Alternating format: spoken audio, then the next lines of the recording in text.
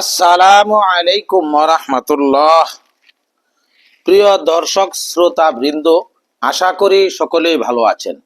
আমি আজকে এমন এক বিষয় নিয়ে আলোচনা করব যা দ্বারা আপনারা উপকৃত হবেন ইনশাআল্লাহ। ভিডিওটি শেষ পর্যন্ত দেখার অনুরোধ রইল। ইসলামে ইস্তেগফার বা আল্লাহর কাছে ক্ষমা প্রার্থনার গুরুত্ব অপরিসীম। এটি কেবল গুনাহ মাফের উপায় নয়, বরং দুনিয়া ও আখিরাতের বরকত লাভের এক শক্তিশালী মাধ্যম। কুরআন ও হাদিসের আলোকে ইস্তেগফারের প্রধান উপকারিতা ও ফজিলতগুলো আলোচনা করা হলো। ১. পবিত্র কোরআনে ইস্তেগফারের উপকারিতা।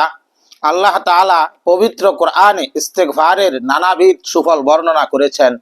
বিশেষ করে সূরা নূহের 10 থেকে 12 নম্বর আয়াতে হযরত নূহ আলাইহিস সালাম এর জবানে ইস্তেগফারের 5টি পুরস্কারের কথা বলা হয়েছে। অতঃপর আমি বলছি, তোমরা তোমাদের রবের কাছে ক্ষমা প্রার্থনা করো, নিশ্চয়ই তিনি পরম ক্ষমাশীল।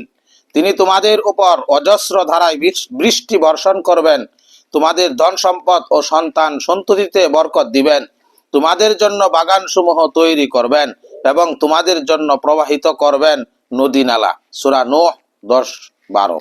প্রধান উপকারিতা হলো: ১. গুনাহ মাফ হওয়া।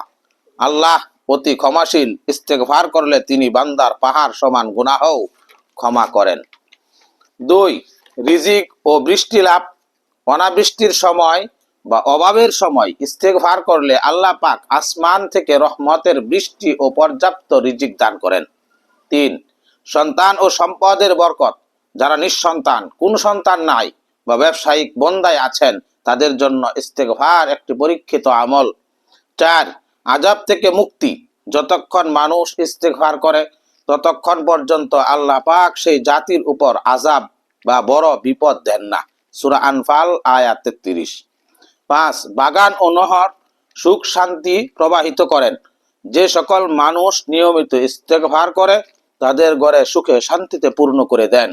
২. হাদিসের আলোকে ইস্তেগফারের ফজিলত। রাসূলুল্লাহ সাল্লাল্লাহু আলাইহি ওয়াসাল্লাম নিজে নিষ্পাপ হওয়া সত্ত্বেও প্রতিদিন 100 বারের বেশি ইস্তেগফার করতেন। হাদিসে এর চমৎকার সব গুণের কথা এসেছে।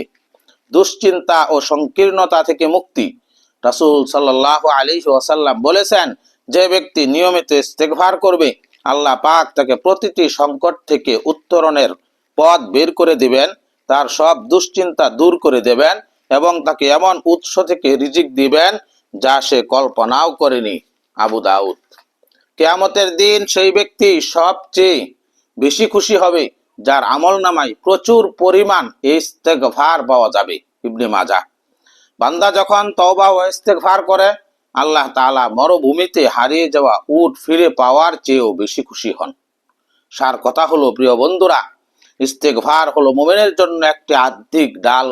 এটি কেবল পরকালের মুক্তির জন্য নয়, বরং দুনিয়াবী জীবনে শান্তি, সচ্ছলতা এবং মনের প্রশান্তি লাভের শ্রেষ্ঠ চাবিকাঠি। আল্লাহ তাআলা আমাদের সকলকে নিয়মিত ইস্তেগফার বা ক্ষমা প্রার্থনা করে বিশেষ পুরস্কার অর্জন করার তৌফিক দান করুন। আমিন।